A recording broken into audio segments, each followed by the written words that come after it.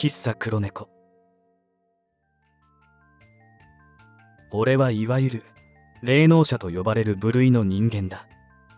特に資格などないし、僧侶でも神職でもないが、それで食っているんだから、そう名乗っても構わないのだろう。とはいえ、看板を出して怪しげな商売をしているわけではない。電話番号も公開していないし、ネットで集客しているわけでもない。それでも口コミで客は来る。年に数人程度だが、人づてに俺のことを聞いて、半信半疑で訪ねてくるのだ。大概は大した件ではない。直接どこかに出向く必要すらない。面倒なので、相談料に高額をふっかけているが、みんなポンと支払いやがる。成功報酬、いや、解決しようがしまいが俺には関係ない。もちろん相談料は前払いの現金一括だ。値引きもしない。それなのに藁をもすがるやつらは本当に多い。俺の本業はしがない喫茶店のオーナーだ。都会とは言っても地方のかなり偏僻な場所にある店を先代から引き継いだ。年に数回気乗りしない相談を受けるのは、要するに金のためだ。喫茶店の売り上げが生活できないレベルなのだから仕方がない。俺は話を聞くだけだし、それに金を払いたいというやつらがいるのだから、あえて断ったりはしていない。相談料を払いたくないなら、一切話は聞かない。別に話さなくても、俺は一向に構わない。普通の客として、コーヒーだけでも飲んでいってくれ。古びた店の扉が開く。ベルの音が聞こえると同時に、来客が相談者か否かすぐわかる。俺には見えているからだが、そうでなくても、あのひどい顔色には素人でも何かを察するだろう。目があった。ギョロギョロと血走った焦点の合わない目だ。くっきりとしたクマとガサガサに荒れた肌と化粧もしていない青白い顔。その女は入り口のところで立ち止まり、俺の方を見て数回口を開閉した。まあ座れ。水はサービスだ。頼まれもしないのにコーヒーを出してやる親切心はない。女はふらふらとした足取りで店に入ってきた。20代前半の若い女だ。近づくとその呼気にすら異様な気配を感じて、俺はすっと目をそらした。臭い。ものすごく臭い。公衆大衆の問題ではない。俺にとっては女の存在そのものが異様に獣臭い。店の評判に触るから出禁にしたいレベルだ。直接言ったりはもちろんしないが、女は震える手でコップの水を飲んだ。一口すすり、びくりと肩を揺らして、ついでガブガブと一気に。一息ついて顔を上げたその目は、先ほどよりはいくらかマシになっていた。まだ充血しているが、しっかり焦点が合っている。女は俺を見て、俺も女を見る。お金は用意してきました。やがて女が細い声でそう言った。若い女においそれと都合がつく金額ではないが、ルールはルールだ。そうか。俺は一言そう言って、カウンターの内側でサイフォンに火をつけた。サイドボードから白いコーヒーカップを取り出す。しばらくすると水が湧く音と濃いコーヒーの匂いが漂ってくる。俺が背中を向けている間、女は固まったように動かなかったが、しばらくしてカウンターの上に手に持っていた紙袋を置いた。相談料は明言しない。ただ置くだけで重そうな音がするぐらいだとは言っておく。俺について誰からか聞いたのなら、相談料が一律なのは知ってるだろう。ごまかすのは勝手だが、俺は親切ないいやつではないので、そういう輩がその後どうなっても知らない。ここを訪ねてくるのは、もう後がない状況のやつらが多い。ほとんどがきちんと金を作ってくるのは、地獄の中で雲の糸をつかもうと必死だからだ。渾身の出来のコーヒーを差し出すと、女は震える息を吐きながらありがとうございます。と言った。言葉には力がある。女がつぶやいた感謝の言葉は、俺の目には特別な形をして漂っているように見えた。お前、神職の子か。俺の言葉に女の肩が震える。どうしてわかるのかと、こちらを見る目に懐疑心がよぎる。別に疑ってもらっても一向に構わない。わかるものはわかるのだ。手品でも心理学でも誰かから聞いたわけでももちろんない。稲荷系か、あるいはその恨みを買ったか。女はブルブルと震え始めた。息が荒くなり、ますます獣臭さが増す。まあいい。俺は女ではなく、その全身を覆い尽くす気配に向かって手を振った。話せ。臭いからさっさと話を終えて出て行ってくれ。口にはしないその言葉を女が理解できたとは思えない。だがしばらくして彼女はぽつりぽつりと話し始めた。女はレナと名乗った。彼女はとある神社の宮司の娘だそうだ。兄がいたので神職に就くことなど考えもせず、普通に幼少期を送り、普通に大学生になった。女は宮司の娘だが、心霊話など信じていなかった。これまでそれらしい体験をしたこともなかった。だが周囲はそうは見ない。何かとそういう場面、怪談話や肝試しのような集まりに呼ばれがちだった。夏休みの合宿中に心霊スポットに行こうということになって。女の細い声が俺が食う物語を紡ぎ始める。大学のテニスサークルに入ったのは単純に運動がしたかっただけです。ですが飲み会だとか合コンだとか遊びが優先のサークルでした。私はあまり馴染めず、ほとんど参加することもなかったんですが、高校の時の同級生が肝試しがしたいと言い出して、夏の合宿に私も参加することになったんです。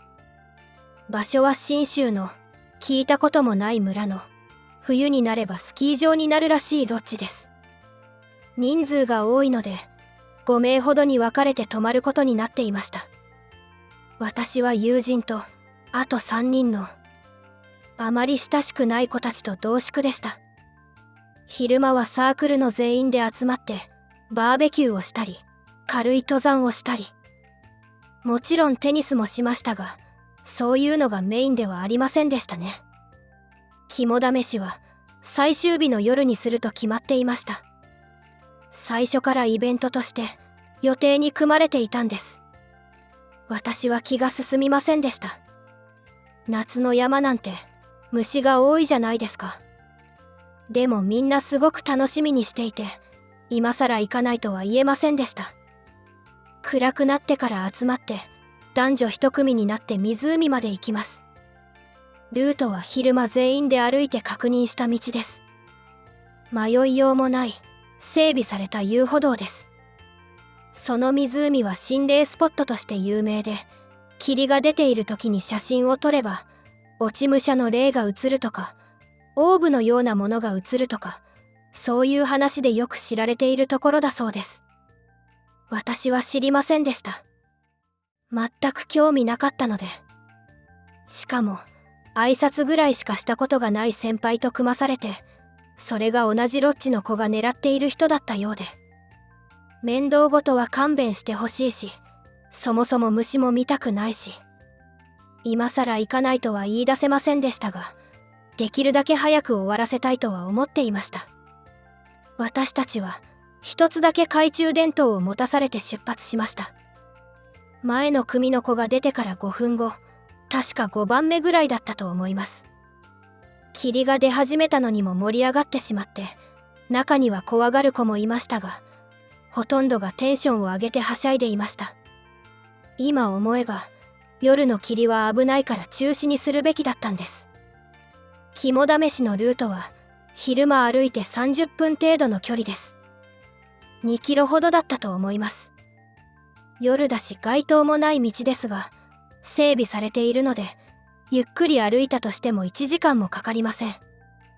私たちはほとんど会話もないまま霧の夜道を進み、どれぐらい経ったでしょうか、どこからか悲鳴が聞こえてきたんです。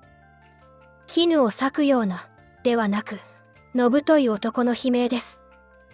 最初は、脅かし役の誰かの声だと思っていました。迫真の演技だなと、笑う余裕もあったんです。ですが、さらにいくつもの悲鳴が聞こえて、夜だし、暗いし、懐中電灯1個しかないし、私たちは前の組の子たちに追いついてしまうのも気にせず、足を速めました。実際何が起こったのか、そんなことは私には分かりません。結果だけを言います。私たちより先に行った子たちは全員行方不明になりました。大騒ぎになって大学や警察が動いてくれたんですが、地元の人たちはなぜか協力的ではありませんでした。噂ではまた山上に食われたかと、そんなことを言っている人がいたと聞きます。行方不明になった子たちの保護者がそれで納得するはずもなく、遭難したのかもしれないと大規模な捜索が行われましたが、結局死体や血痕もなく、10人もの男女が行方不明です。もちろん大騒ぎになりましたよ。マスターも覚えているんじゃないでしょうか。ええ、でもそれは3年も前のことです。テニスサークルは解散になりました。当たり前ですが、あんなことがあって続けようとする子はいません。私にとっても何とも言えない恐ろしさというか、答えのない不気味さのある出来事でした。ですが3年も経てば、そういうこともあったと、少しはその記憶も薄らいできます。私はゼミで、ロッジで一緒になった子と再会しました。同じ大学の同じ学部なので、この3年間も顔を見なかったわけではないのですが、やはり肝試しのことがどちらの頭にもあって、お互いに話をする気分にはなれず、近づくこともありませんでした。その子は村上さんというのですが、村上さんはこの3年ですっかり印象が変わっていて、メイクと服が好きなおしゃれな子だったのに、今では身なりにも気を使わず、お化粧もしていなくて、笑顔が可愛らしい子だったのに、全く笑わないんです。表情もどこかおどおどしているし、これまで気づかないふりをしていましたけど、あのサークルにいた子たちは、多かれ少なかれみんな変わってしまいました。私だってそうです。去年母が死に、今年は父も死にました。そして、先月兄が脳梗塞で病院に運ばれ、命は取り留めましたが、かなりの後遺症が残るかもしれません。みんなあいつに食われるのよ。父のお通夜に来てくれた村上さんが言っていた言葉です。そういえば、合宿に誘ってきた高校時代からの友人も、父親が事故死して大学を辞めてしまいました。その時になってようやく、本当に今更、両親の死や兄の病気は、私が持って帰った不幸によるものじゃないのかと思い始めました。信じたくはありません。でも、どんどん不幸が重なり、兄が病院に運ばれ、兄の子供も事故に遭って、絶対におかしいと、合宿に参加していた子たちがどうしているのかと調べてみました。全員は調べきることができませんでしたが、何人かは大学を辞めていました。家族の全員が命を落とし、不幸が重なった末に自死した子もいるそうです。村上さんは母を亡くしたそうです。彼女は私よりもっと早くにこの事態に気づいていました。縁者に感染する呪いのようなものではないかと。手を尽くして解決方法を探しましたが、残念ながら誰に相談しても無理だと言われるそうです。マスターのことは、村上さんが相談したとある霊能者の方が教えてくれたそうです。腕はいい。必ず怪異を退けてくれる。ただし法外な料金がかかると。お渡ししたお金は両親の保険金の一部です。どうかそれで。彼女はそこで言葉を切った。俺を見る目は懐疑的だ。だがどうしようもなくて来たんだろう。その分だとこの女にも何か災禍が襲っているだろう。悪夢を見る。いや、そんなもんじゃない。実際にどこか体を悪くしているようだ。だが俺には関係ない。金さえ払ってくれるなら話は聞いてやる。聞くだけだ。それ以上のことはしない。俺は空になったカップを回収した。砂糖もミルクも入れずきれいに飲み干している。それで私はどうしたら。もう食った。え。お前を取り巻いていた者は去った。ここで大概の相談者は怒る。詐欺だと言い出すやつもいる。俺は呆然とこちらを見ている女に肩をすくめた。警察に行きたいなら行け。金は戻るかもしれないが怪異も戻ってくるぞ。女はさっと青ざめた。そして確かめるように腹のあたりをさする。ああ、病気になってしまったものを一気に治すのは無理だ。ただ悪さをするやつはいないから本来の治療が効くだろう。女は納得いかない表情で席を立った。ここに来る相談者のほとんどがする顔だ。なあ。まだ何か言いたげにした女に最後に一言声をかける。恨みは晴らせたか。女はさっと青ざめた。そして逃げるようにこちらに背を向ける。入ってきた時より大きくなるベルの音と乱暴に閉められる扉の音。俺はその背中を見送ってから彼女がいたカウンターのテーブルを布巾で拭いた。あの女の恨み、そんなものは知らない。あの女を苛んでいたのは悪さをする霊的なものではなく呪詛返しだ。それから守ろうとした守護霊がズタボロになっているから彼女はあんなにも体調が悪そうなのだ。心霊スポットでたたりを受けたとかそんなんじゃない。あの女が誰かを呪ったんだろう。恨んだ相手が死んで怨霊化したとか、呪いを跳ね返すほど相手の守護霊が強かったとか、あるいは脳裏に女が話していた3年前の事件のことがよぎる。新聞で読んだだけだが当時は全国規模のニュースになったから覚えている。10人を呪い殺せばあれぐらいの被害は返ってくるかもしれない。俺はカップを洗いながら特に何の考えもなくそんなことを思った。